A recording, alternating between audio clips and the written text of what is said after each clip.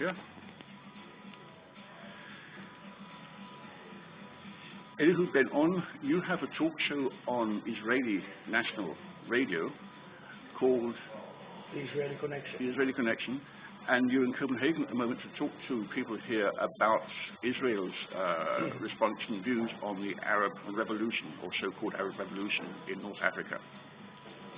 And focus at the moment is on Libya and Muammar Gaddafi and the coalition of crusaders, as he calls the countries at the moment, are trying to ensure a no-fly zone and helping the rebels, or whatever title we would call them, to introduce democracy to Libya. He says, according to French news agency AFP,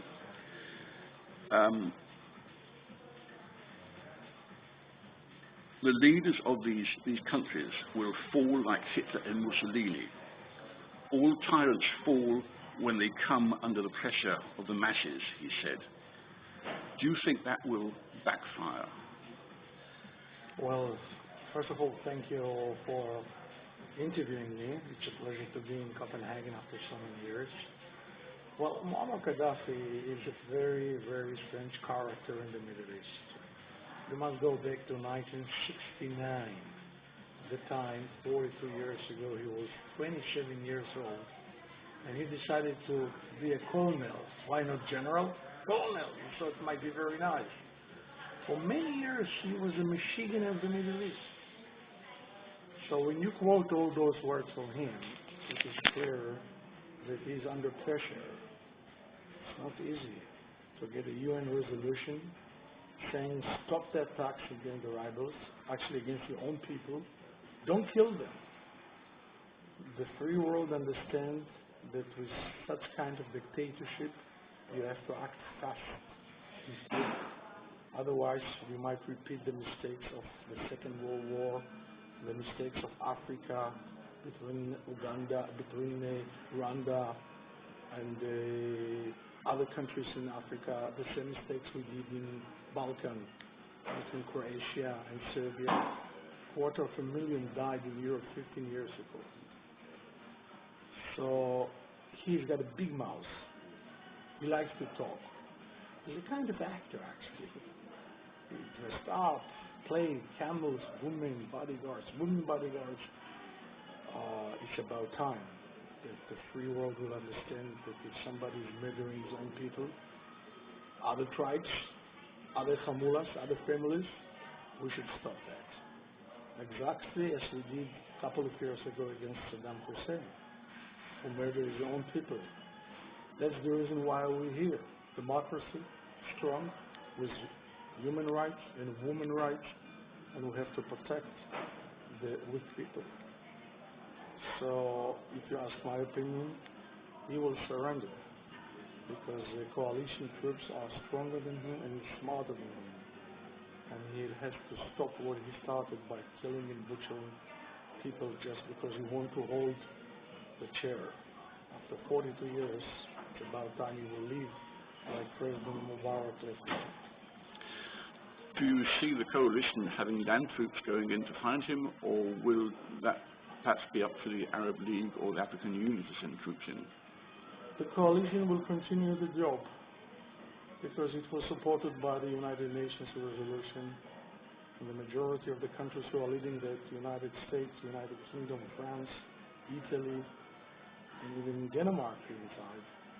I think it's very important they are united and they understand what is the mission. The mission is saving life. If you don't save them today, they will be dead tomorrow. In Japan, what can we do?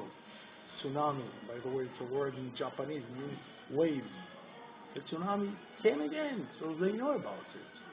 But this is not a tsunami in Libya. This is craziness of one person, one dictator. If you stop him in the right time, you save other people's lives. Indications are that he's gone underground, or at least to a very strongly fortified area of Tripoli, with a human population protecting him. That will not be an easy task. It's very complicated. because those guys, we cannot expect their behavior. Try to imagine here in Copenhagen, when you take one hostage to rescue from anything, they will treat you as somebody who should go immediately to hospital. So it's not an easy task, absolutely. But NATO and the coalition, for so many years, they are training in the Middle East, in all area, in the Mediterranean. I'm sure the generals and the commanders of the coalitions will find the military solution how to stop him, even his try to hide inside innocent kidnappers. So I'm optimistic that it will end soon. It won't take the same length of time as with Saddam Hussein. Say it again? It will not take the same length of time as with Saddam Hussein. Yeah, no. By the way, Saddam Hussein, it's today 8 years ago, March 2003. Now we are March 2011. So it took time in Iraq, but at the end of it, Saddam Hussein murdered thousands of people in a brutal way. I mean, I keep saying to myself, here in the Western world, if we see a cat that was somebody beat her in the street, we would scream. Those people who live in Libya and other Arab countries do not have human rights, are not entitled to wake up in the morning and to go with a kid to school and enjoy human rights and freedom of speech. Why not? Why do we always protect which I accept, of course, so simple rights in our countries, and we do not protect the life of other people? So it's complicated, I agree with you, but I'm very sure and confident they know what they do, those military experts in the NATO coalition force. In Egypt, they've had a referendum this last Saturday, which appears to support the movement towards a constitution and free elections in a few months' time. Will this happen in Tunis? Will this happen in Libya? Will this happen in Bahrain? Listen, this is a process that starts and nobody can stop it. And one of the reasons is the fact that 50% of the people in Egypt are under the age of 30. So most of them are holding camera like you, and they are using the new technology, what we call the revolution of knowledge. During the Iron Curtain, which you remember, when the USSR, people were shot in the back because they tried to run from the east to the west to be free, but there was no communication. Me as a journalist and a radio talk shows, I remember when we used to broadcast and the Russians used to jump, put a noise in our broadcasting. Not anymore. Today with the Facebook and YouTube and Twitter and all the other new tools, you cannot lie to the people. So I think Egypt will adopt the new constitution, that the president, like Mubarak, he was president from 1981, 6th of October 1981, when President Sadat was murdered. No more.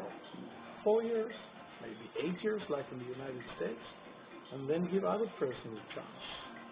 So Egypt is the largest Arab country on earth, the leader of the Arab world, the leader of Africa.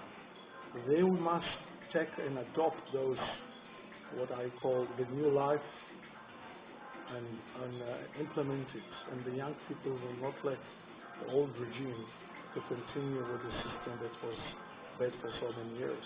It's a system of corruption, a system of taking the money from pockets of other people.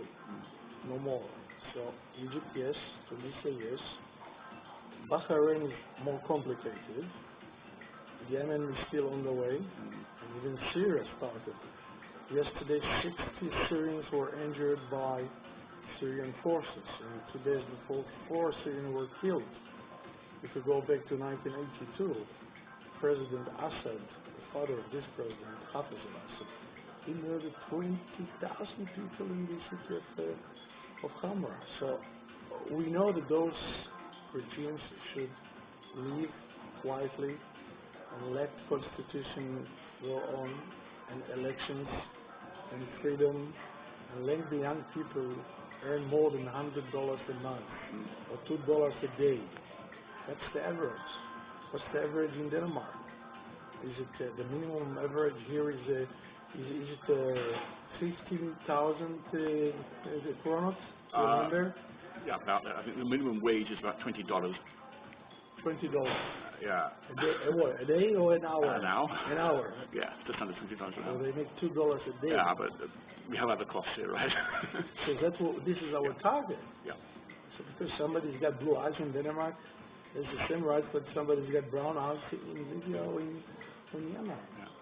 They're all human beings. Saudi Arabia. Saudi Arabia.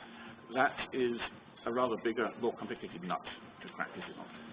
Saudi Arabia is a big issue.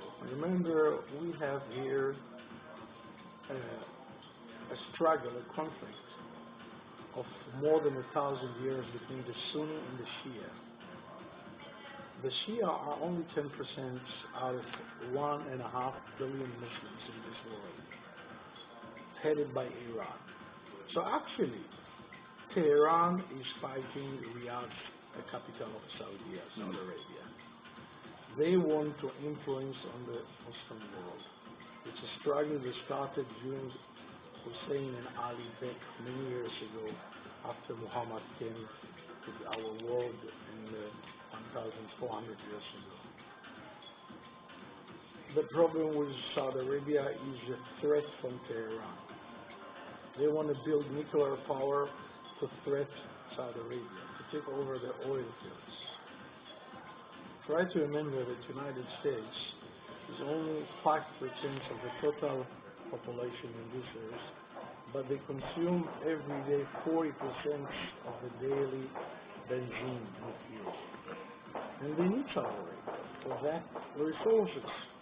Try to imagine that you don't have electricity and network connection. So we are going back to the time of the camel, which is not bad. Today you cannot go by camel to work. So Saudi Arabia is a key player in this area. What will happen there, for me, it's still a puzzle, because the United States is supporting Saudi Arabia for good reasons, for stability, for oil, for economics. Maybe it will go even there, but it's still complicated. I cannot predict what will be in Saudi Arabia. But the key is Iran. Iran. The bad boy of the world is Iran, absolutely. This is a society that took power 32 years ago when Khomeini came to power in 1979 with the ideology that we are the best. We have to rule the Muslim world and maybe the entire world. Because this is our philosophy. It comes from religious. My religion is better than yours. We are not equal. So Iran is keep doing bad things in order to spread their influence around the world. Look, only last week they sent boat with cotton and food, but inside the cotton and the food they put missiles and bombs. Why? Why are you sending this ammunition from Iran to Syria, from Syria to Turkey, hiding it inside? And some brave Iranian was ready to call somebody and said, listen, this boat is not innocent. It's carrying ammunition which will go to other places to attack other people. So Iran is all around.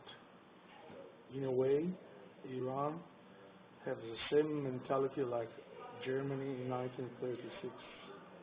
We are strong. We are not democracy. We can rule the world. We will do that. We are smart. So it's absolutely an international problem. It's a threat for the free world, not for the Middle East. Everyone around the world, look what happened in Japan because of force majeure. But in this case, it's not made by God, by nature. It was made by people who want to control those kind of mass destruction weapons and to threat the world in order to take over. Again, the coalition, the democracies, will stop it. No other way. We'll take a short break.